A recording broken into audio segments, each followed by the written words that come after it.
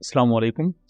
Welcome to conflict card रात। दोस्तों, बात आज हम करने जा रहे हैं रिसेंटली इमर्ज होने वाले एक डॉक्यूमेंट को लेकर। और इस डॉक्यूमेंट में ये दिखाया गया है कि इंडियन एयरफोर्स के पायलट्स उन्होंने किस तरह इंडियन एयरफोर्स की अपनी सर्विस को क्विट किया पिछले 5 सालों में। और सबसे ज्यादा 163 इंडियन एयरफोर्स के पायलट्स ने 2025 में रिजाइन दिया। रिजाइन देने की वजह क्या है उसको डिस्कस करेंगे। और जब से इंडिया ने लॉसेस सस्टेन किए हैं पाकिस्तान के खिलाफ मई के क्लैशेस में, तो उसके बाद एकदम से ही इंडियन एयरफोर्स के मल्टीपल पायलट्स ने इंडियन एयरफोर्स छोड़ना क्यों शुरू की। और सबसे पहले ये डॉक्यूमेंट आप देख सकते हैं। इसमें 2017 में 93 इंडियन एयरफोर्स के सोल्जर्स ने अपनी नौकरी छोड़ी। देन 2018 में 89 और उसके बाद ये पूरी लिस्ट है आपके सामने, जिसमें 2019 में 68, 2020 में 54, 2021 में 62, 2022 में 37 और अल्टीमेटली सबसे एंड पर आ जाए 2025। तो इस एक साल में 163 इंडियन एयरफोर्स के पायलट्स ने अपनी सर्विस क्विट कर दी। और इसके बाद मल्टीपल जो इंडियन एयरफोर्स के पायलट्स थे, इन्होंने प्राइवेट एविएशन इंडस्ट्रीज को ज्वाइन कर लिया। लेकिन उससे भी ज्यादा अहम चीज ये है कि एक पायलट पर कई साल लगाए जाते हैं, जहां वो एक फाइटर एयरक्राफ्ट को सिर्फ उड़ाना नहीं सीखता, बल्कि उसे टेक्निकल लेवल की ट्रेनिंग दी जाती है और उसे एक ऐसा एसेट बनाया जाता है जो दुनिया के किसी भी फाइटर एयरक्राफ्ट से ज्यादा कीमती होता है। ऐसे वक्त में इंडियन एयरफोर्स के पायलट्स बहुत बड़ी तादाद में इंडियन एयरफोर्स छोड़े हैं। तो अगर वो इंडियन एयरफोर्स छोड़े हैं तो इसकी वजह क्या है?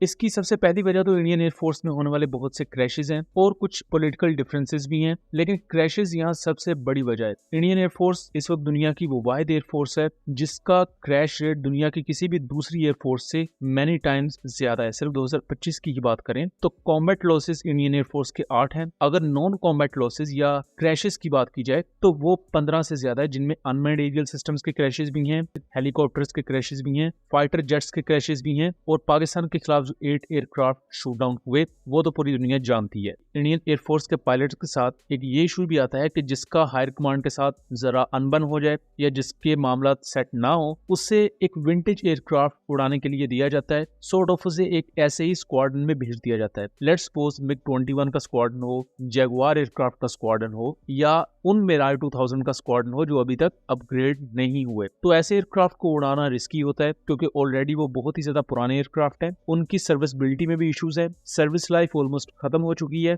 और इनके क्रैश होने का खतरा भी होता है, जो कि हम बार बार देख भी चुके हैं। अब जाहिर बात है इंडियन एयरफोर्स का जो ऑफिसर है, पायलट है, वो इस चीज की शिकायत तो करेगा, इस चीज पर अपने रिमार्क्स देगा। लेकिन उन रिमार्क्स को जब नहीं सुना जाता और बार बार ब्यूरोक्रेसी बस वही हुक्म सादर करती है जो उन्हें सही लगता है। जैसा कि ब्यूरोक्रेसी कहती है इंडियन एयरफोर्स को कि आप LCA तेजस पर नजर रखें, ये आपकी एयरफोर्स की जो स्क्वाड्रन स्ट्रेंथ कम हो रही है उसको सही कर देगा। लेकिन ऑलमोस्ट पिछले 40 साल से हम यही देख रहे हैं कि इंडियन एयरफोर्स अपनी रिक्वायरमेंट्स देती है, ब्यूरोक्रेसी उसे शट डाउन कर देती है। तो जब ऐसा सिनेरियो बनता है तो इंडियन एयरफोर्स के पायलट्स वैसे ही मायूसी का शिकार हो जाते हैं। उससे भी अहम चीज कि इंडियन एयरफोर्स में आपको मॉडर्न टेक्टिक्स उस तरह डेवलप नजर नहीं आएंगी। नेटो कंट्रीज हैं, पाकिस्तान है, चाइना है, ये इंटीग्रेटेड वॉरफेयर में बहुत आगे जा चुके हैं। इंडिया में अभी भी इंटीग्रेटेड वेपन सिस्टम्स का इशू है। अगर रशियन S-400 है, वो अमेरिकन मेड इक्विपमेंट के साथ कम्युनिकेट नहीं कर सकता। और इवन इंडिया के अपने भी 2 से 3 separate tactical data link systems है। एक टेक्निकल डेटा लिंक सिस्टम दूसरे के साथ प्रॉपरली सिंक्रोनाइज्ड या कनेक्टिव नहीं है। तो जब ऐसा होता है तो आपकी एयरफोर्स ही नहीं बल्कि आर्मी और नेवी, उनके ऑफिसर्स और पर्सनल को भी पता होता है कि हम अपने मिलिट्री इक्विपमेंट का